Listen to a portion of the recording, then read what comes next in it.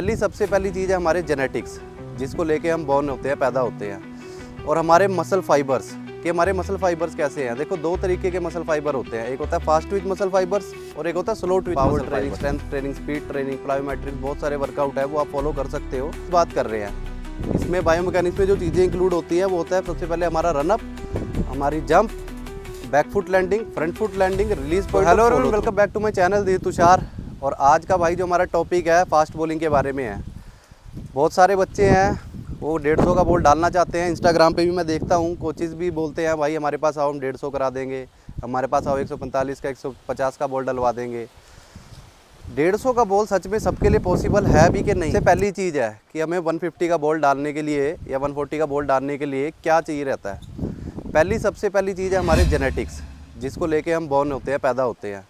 और हमारे muscle fibres कि हमारे मसल फाइबर्स कैसे हैं। देखो, दो तरीके के मसल फाइबर होते हैं, एक होता है फास्ट ट्विच मसल फाइबर्स और एक होता है स्लो ट्विच मसल फाइबर्स। इस फास्ट ट्विच मसल फाइबर्स में क्या होता है कि हमारी बॉडी हमसे बहुत तेज़ काम करा सकती है, लेकिन बहुत कम पीरियड के लिए। तो आपने देखा होगा फास्ट बॉलर जो भी 145-150 का बॉल डालते हैं वो 4-4 ओवर के स्पेल डालते हैं, क्योंकि उनकी बॉडी बहुत तेज़ चल सकती है, बहुत तेज़ बॉल डाल सकती है, लेकिन शॉर्ट टर्म पीरियड के लिए। और जो स्लो ट्विच मसल फाइबर्स होते हैं उनकी बॉडी स्लो काम कर सकती है, लेकिन बहुत देर के लिए कर सकती है। जैसे आपने मैराथन रनर्स देखे होंगे, वो 10-10 किलोमीटर, 20-20 किलोमीटर भागते रहते हैं, तो उनके मसल फाइबर जो हैं वो स्लो होते हैं। जिनके मसल फाइबर्स फास्ट होते हैं, आपने वो देखा होगा, वो स्प्रिंटर होते हैं, 100 मीटर 200 मीटर, क्योंकि वो तेज़ काम कर सकते हैं पर कम पीरियड के लिए कर सकते हैं। तो ये सबसे ज़रूरी चीज़ है फास्ट बॉलिंग में। अब ये हम जेनेटिकली लेके पैदा होते हैं या तो नहीं होते, सबसे पहला फैक्टर तो ये है। अगर हमारे मसल फाइबर फास्ट है तो हम फास्ट बॉलर बन सकते हैं, अगर नहीं है तो नहीं बन सकते। अब इसमें होता क्या है, हम ट्रेनिंग के थ्रू अपने मसल फाइबर्स को थोड़ा चेंज कर सकते हैं। अगर हमें फास्ट बॉलर बनना है, हम चाहते हैं कि हमारे मसल फाइबर्स फास्ट काम करें, तो हम 10 से 20% इसको चेंज कर सकते हैं हमारी ट्रेनिंग के थ्रू। हमें बहुत तरीके की ट्रेनिंग करनी पड़ती है, power training, strength training, speed training, plyometrics, बहुत सारे वर्कआउट है वो आप फॉलो कर सकते हो। ऐसे ही जो जिनके मसल फाइबर स्लो होते हैं वो भी कुछ हद तक फास्ट कर सकते हैं, और जिनके फास्ट हो सकते हैं वो होते हैं वो भी कुछ हद तक स्लो कर सकते हैं। लेकिन 10-20% का आप डिफरेंस डाल सकते हो ट्रेनिंग के थ्रू। अगर आप सोचोगे अगर आपके मसल फाइबर्स ही नहीं है, बिल्कुल ही स्लो है, आप बहुत ज़्यादा उसको चेंज नहीं कर सकते। सबसे पहला ये चीज़ है जो आपको ध्यान रखनी है, आप जेनेटिकली ये चीज़ लेके पैदा होते हो।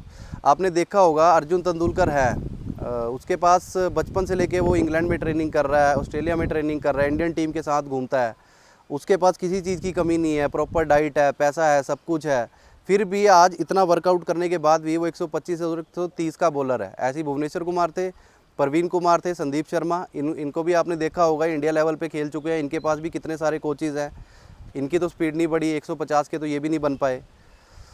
और जितने भी कोचेज़ जो अभी पीछे भाग रहे हैं बायोमैकेनिक्स के पीछे, बायोमैकेनिक्स का मतलब क्या होता है, बायो का मतलब होता है बॉडी, मैकेनिक्स का मतलब होता है मूवमेंट।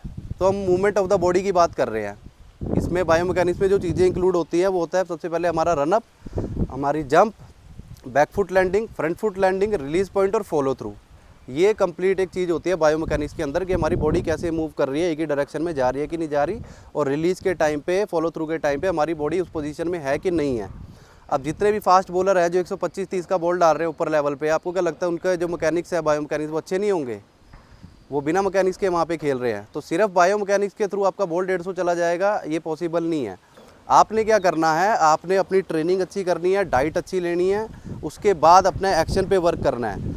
ये सब करके आप देखोगे कि आपका बॉल, आप 120 से 25 के बॉलर हो, 125-30 के बॉलर हो, ये आपको पता लग जाएगा ट्रेनिंग करके, अपना एक्शन सुधार के। उसके बाद आपने क्या करना है, जब आपको पता लग जाएगा आपका पेस उस लेवल का नहीं है, तब भी आप रणजी ट्रॉफी, IPL इंडिया खेल सकते हो। आपको सिर्फ अपने स्विंग पे वर्क करना है, सीम पे वर्क करना है। आप कोशिश करो कि आपका आउट स्विंग, इन स्विंग दोनों अच्छा हो, एक ही एक्शन से आप अंदर बाहर दोनों तरफ कर सकते हो। आपके पास लोअर वन अच्छा हो, यॉर्कर अच्छी हो आपके पास, और भी वेरिएशंस हो आपके पास, थोड़ा अपने बैटिंग पे इम्प्रूव कर सकते हो।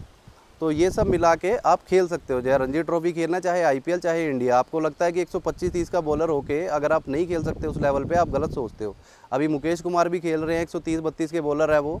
अर्शदीप सिंह है, 128-132 के बॉलर है, क्योंकि उनके पास यॉर्कर अच्छी है, वेरिएशंस अच्छे हैं, बॉल दोनों तरफ स्विंग होता है, तो ज़रूरी नहीं है। और आपने उमरान मलिक को देखा होगा, अभी उनका IPL कॉन्ट्रैक्ट भी बहुत मुश्किल से हुआ है, वो तो 155 का बॉल डालते हैं। तो स्पीड उतना भी मैटर नहीं करती है, 125-30 का बॉल भी अच्छा खासा तेज़ होता है। ज़रूरी नहीं है कि 125 आपको लगेगा। जब 125 खेल के देखोगे बॉलिंग मशीन में या साइड आर्म से, तब आपको पता लगेगा 125-30 का बॉल भी तेज़ ही होता है, वो उस लेवल पे उसको कम माना जाता है, लेकिन वैसे वो तेज़ होता है। आप रणजी ट्रॉफी भी खेल सकते हो, सब कुछ खेल सकते हो। पहले कोशिश करो, अपनी स्ट्रेंथ पे वर्क करो, अपनी स्पीड पे वर्क करो, जितना आप कैपेबल हो बॉल डालने का वो करो। उसके बाद अपनी स्विंग पे वर्क करो, वेरिएशंस पे वर्क करो। और ज़्यादा ये कोचेज जो भी आपको बोल रहे हैं 150 करवा देंगे, 150 करवा देंगे, ऐसा कुछ नहीं है। हमारे पेस फाउंडेशन भी बैठी है, NCA कैंप भी लगते हैं।